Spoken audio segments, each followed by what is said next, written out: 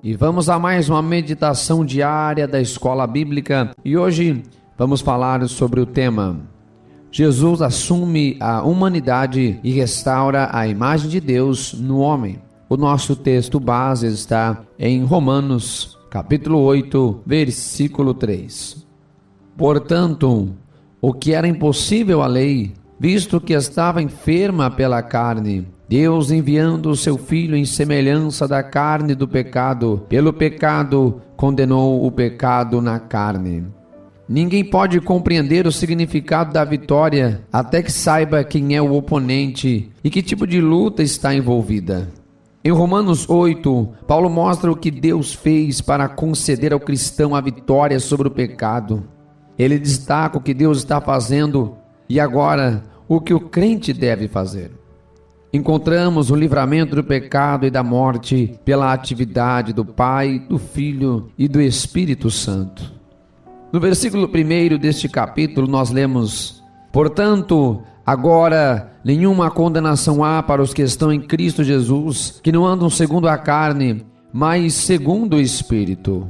Agora, pois, ou portanto, ao Paulo utilizar estas expressões, ele está retrocedendo aos últimos argumentos citados. Uma vez que a libertação vem por meio de Jesus Cristo, não existe nenhuma condenação que envolva castigo ou destino eterno aos que estão em Cristo Jesus. Aqueles que estão em Cristo não são condenados porque Cristo foi condenado em lugar deles. Não haverá nenhum castigo para eles porque Cristo levou este castigo. Sem Jesus não teríamos esperança alguma, mas graças a Deus declarou-nos inocentes e nos concedeu liberdade do pecado para fazer sua vontade. No versículo 2 nós podemos ler: porque a lei do Espírito de vida em Cristo Jesus me livrou da lei do pecado e da morte. O que dizer desta luta com o pecado que Paulo está comentando? Porque a lei, isto é, o Espírito da vida, em Cristo Jesus, te livrou da lei, isto é, do pecado e da morte. Tanto o Espírito como o pecado e a morte são chamados de lei por causa da constância da sua influência e ação. Ou somos influenciados pelo Espírito e por ele agimos, ou somos influenciados pelo pecado e agimos para a morte.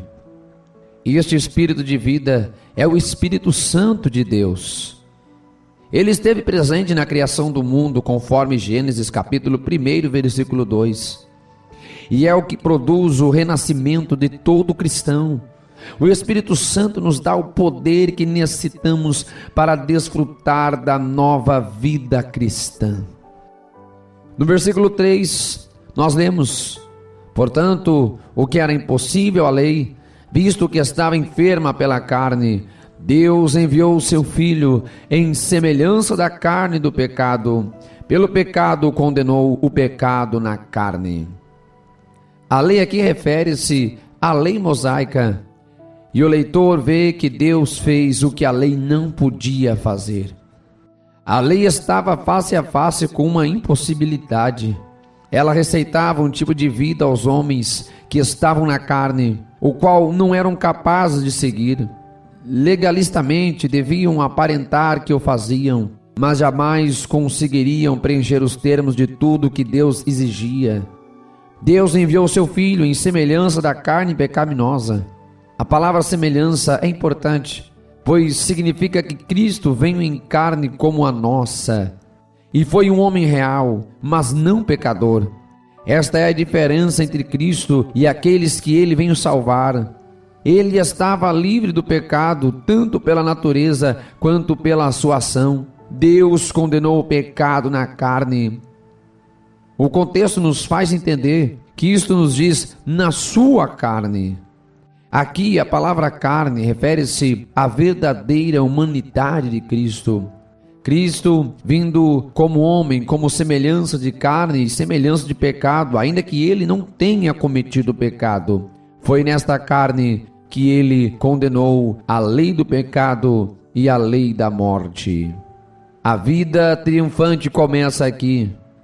E agora, na ausência de qualquer sentença por desajustamento com Deus, unido a Cristo, o crente é absolvido e está livre para sempre da lei do pecado e da morte. Que possamos viver esta nova vida com Cristo, que possamos desfrutar deste privilégio, não mais vivendo debaixo da condenação da lei, do perigo da lei, das consequências da lei, mas que possamos viver agora esta nova vida, esta vida gerada por Deus, oferecida por seu Filho e desfrutada com o Espírito Santo. Que Deus o abençoe. Esta foi mais uma meditação diária dentro do programa A Voz da Libertação.